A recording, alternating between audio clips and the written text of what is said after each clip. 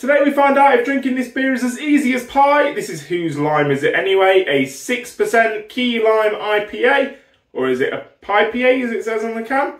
It is in collaboration with New Bristol Brewery and brewed by Arbor Ales. So let's go into where them breweries are from, and also let's get this beer open because I'm quite excited to try it. So as I say, this beer is called Whose Lime Is It Anyway? An amazing name for a beer. Arbor Ales always do cracking names for beers. And speaking of which, Arbor Ales are a brewery located in Bristol. Been going for a little while now. Certainly not new on the scene, but they always release their beers in big cans, which is something that not a lot of breweries really do. I mean, you normally see sort of the 330ml or the 500ml, but this is a 568, so a little bit taller and kind of basically full pint cans of beer, which is always nice really. So Arbor Ales are Bristol based, and funnily enough, New Bristol Brewery are also Bristol based. So I think it's time to crack this tall boy open and see if it's green, because I'm hoping it is. I don't think it will be, but I'm hoping it's green. Will I be overjoyed or will I be slightly disappointed? I mean, I'm not disappointed in the sense, I knew it wasn't going to be bright green, but, you know, when you say it's a key lime pie, I'd love to have sort of sour territory where everything's the colour of what it says it is, but with IPAs and stuff, not really the case. So I've kind of over-poured this one because I got a little bit excited with the tall boy can, and kind of makes my job a little bit harder to taste, to sort of get the aromas now. I mean, I kind of chose the wrong glass, but it's an Arbor glass, an Arbor Ales glass, so it felt only fitting that it went into one of them. So in terms of the colour, it is a milkshake IPA, which I tend to be a little bit sort of New England IPA sort of style, quite hazy, and as we can see here, that is yeah, no light getting through that, or no you know, it's definitely not see-through. In fact, if I do that, you're not going to see me for the rest of the video. So I'll hold it down here. In terms of aroma, I'm getting quite a nice IPA sort of smell, sort of quite citrusy, which is Key Lime Pie IPA. I'd hope it was citrusy. We're definitely getting a bit of citra on that. So, since I'm not getting much on the aroma, my fault more than anything, because I've given myself a glass that doesn't... The best way to capture aroma is by getting a glass that's smaller at the top than it is at the bottom. So big at the bottom, small at the top. Obviously a pint glass is kind of the same size it is all the time. So, well, same size from the top to the bottom. So, my fault, but I'm waffling on. I think it's time to try it.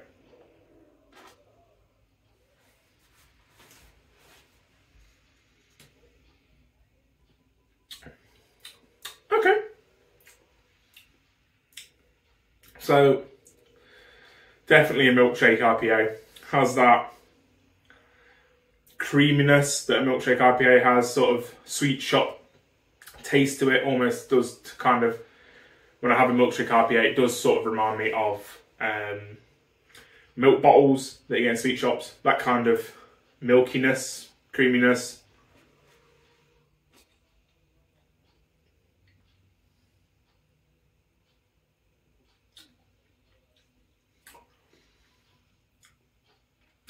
Citrusy, sweet, which is kind of what they're going for. I don't think it's a lime infused milkshake IPA. So I've gone in the channel before, mentioned sort of infusions are never going to be super over the top. Probably put lime zest, that kind of stuff into the fermentation vessel.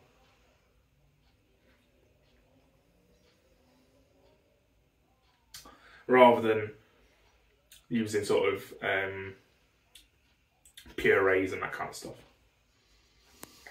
But I am getting that nice zestiness, that nice lime flavour. It is quite dulled down, but personally, I've kind of, again, going over myself what I've said before on this channel, if a beer is expressing that it is a particular flavour, I hope that flavour is in abundance. This is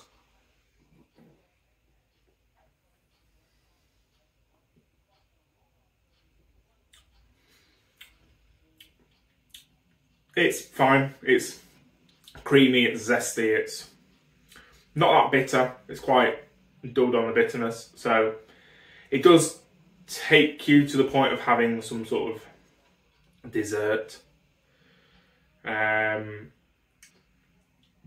yeah, Arbor Ales are it's a really nice beer, but the problem I have is that it was advertised, or it describes itself as a Key Lime IPA. And when I have a Key Lime pie, I've had a Key Lime pie in the past, it is absolutely smack bang in your face, tartness, sweetness, sort of, you know, that lime flavour is well and truly there, and that is not the case here. It's a really good beer. It's not really got any flaws with it, apart from maybe my own personal prejudice of, you know, a beer is described as being a dessert. And I think I have this with all beers that describe themselves as being something that's not beer, like calling it a, you know, a creme brulee stout, a millionaire's shortbread stout, you know, like this case, a Key Lime IPA. I really want to be like, close my eyes and think that I am in a cafe somewhere eating a nice key lime pie. But yeah, I mean, apart from my own personal prejudice and my own sort of dislike of describing beers as food, I mean, it gets you in that mindset of what you're expecting, but I think ultimately for me it leads into sort of disappointment.